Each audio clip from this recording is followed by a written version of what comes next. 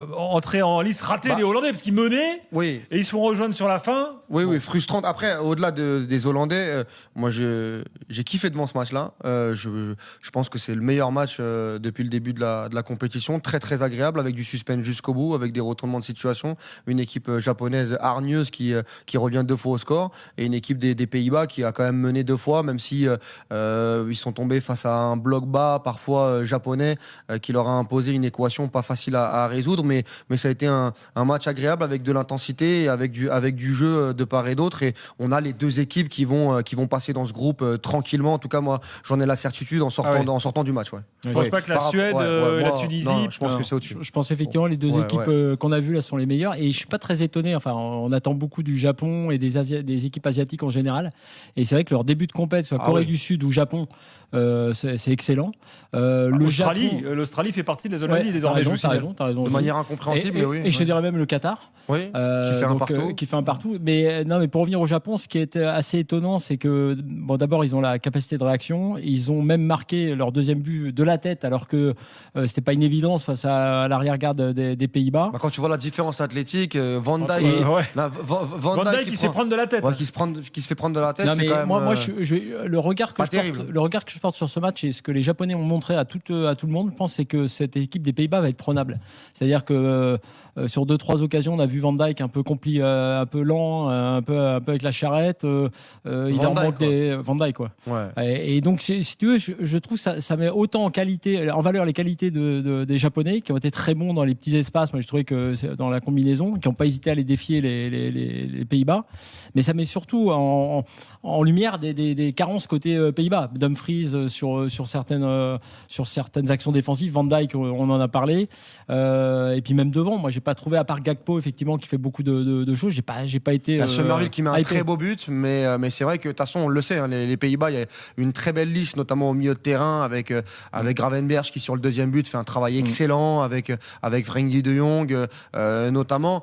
Derrière on sait qu'il y a de la qualité avec Van de Ven, avec Van Dijk, avec Dumfries qui vient de signer au Real Madrid, mais c'est surtout devant où on sent que c'est un peu yaourt nature ou que c'est un peu tendre. Daniel Malen fait pas un match. Malen il en a une énorme sur le premier quart d'heure. Summerville marque, il est plutôt remuant, mais tu te dis que face à une très très grosse équipe, ça peut être compliqué. Il peut avoir un plafond de verre, mais ça a été un match haletant parce que les Japonais ils ont été intelligents, parce que je trouve que par moment ils ont laissé l'initiative du ballon aux Pays-Bas pour essayer de fermer les espaces. Et on sait qu'avec Harpo et avec Summerville, ils peuvent faire très très mal s'il y en a. Après, les Pays-Bas n'ont pas fait un mauvais match. Moi, je trouve qu'à 2-1, on est beaucoup plus proche du 3-1. À un moment, il y a des très grosses occasions de la part de Harpo dans les incursions dans la surface de réparation qui auraient pu faire mouche. Mais derrière, sur les 10 dernières minutes, on a une équipe du Japon qui a été valeureuse, qui a cru jusqu'au bout et qui a été chercher ce match nul. Tu as quand même 10 occasions partout. Donc,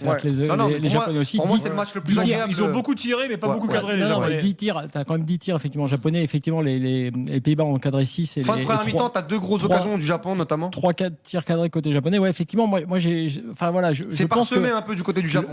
La même critique d'ailleurs pour la Corée du Sud que pour le Japon, c'est que athlétiquement, comme à chaque fois, ils vont sans doute eux aussi souffrir à un moment ou à un autre. En revanche, je trouve que c'est beaucoup moins naïf même qu'à une époque. Je trouve qu'ils sont allés défier les Pays-Bas des fois, donc dans leur domaine, y compris à la fin. Moi, franchement, j'y croyais pas.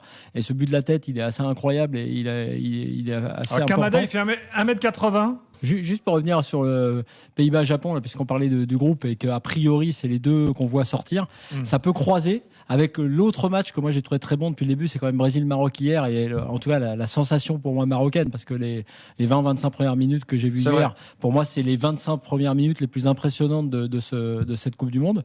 Et ben, si tu regardes bien les deux groupes, groupe C et groupe F, ça peut croiser, donc tu peux avoir quand même des trucs très très marrants, quoi. Un Brésil-Japon, un Maroc-Japon, tu peux avoir premier, deuxième en tout cas. Premier, deuxième. Après il faut voir s'il n'y aura pas un troisième là-dedans, mais si on part sur le principe Brésil et Maroc qualifiés et éventuellement donc Pays-Bas-Japon, tu peux avoir deux matchs parmi les 4 meilleures équipes qu'on a vues. Mais on n'a pas été non plus surpris en fait de manière positive ou négative sur les deux équipes. On connaissait les qualités et les défauts des Pays-Bas, on les a eus globalement, et la même chose pour le Japon. Et je trouve que la bonne surprise, c'est que le Japon était à la hauteur. Oui. Parce qu'on les attend, on attend un peu la surprise, on se dit que ça peut peut-être le faire, mais là ils ont un test quand même grandeur nature.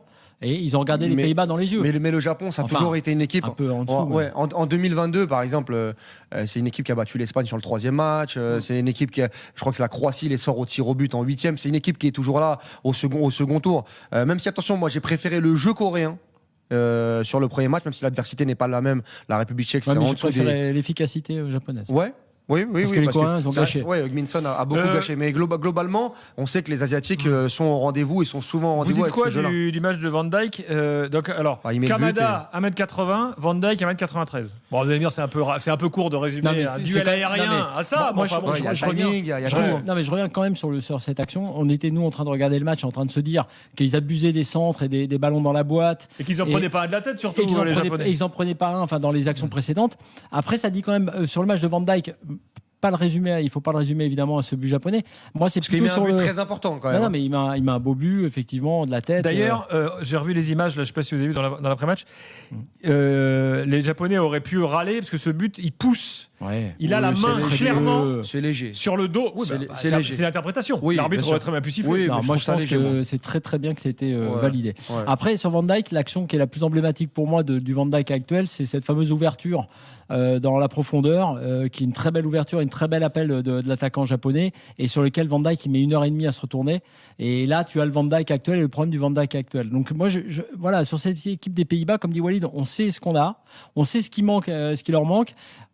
Et pour aller très loin, parce que les Pays-Bas, ils sont pas là pour sortir juste des groupes. Exactement. J'ai pas vu, en tout cas, j'ai pas été hypé ou bluffé, ou t'as pas découvert un joueur là, qui a explosé à nos yeux. Le match, pour moi, est à l'image de Van Dijk, c'est-à-dire, offensivement, t'as ce but-là avec quand même, je trouve, des occasions franches de la part des Pays-Bas pendant toute la rencontre, mais t'as un dilettantisme sur le deuxième but, tu te fais surprendre, t'as une naïveté, et les Pays-Bas, c'est souvent le cas dans les grosses compétitions, et c'est ce qui les empêche d'aller très très haut. Ils avaient fait demi-finale du dernier Euro parce qu'il y avait eu un parcours intéressant. Ils avaient eu la Turquie en quart de finale et on les voyait pas dans le dernier carré. Et ils avaient quand même chatouillé l'Angleterre qui avait marqué à la dernière minute sur le but de Watkins là. Mais il manque des choses dans cette équipe et notamment sur le volet offensif. Moi, je donne pas les clés de ma maison à Daniel Malen. Enfin, j'ai pas confiance en Daniel Malen dans une grosse compétition. On sait que il est capable de vendanger. Somerville a des qualités. Rarpo, s'il est dans un bon soir, il peut prendre chaud. Mais ça reste pour moi limité pour les voir dans un dernier carré d'une Coupe du Monde.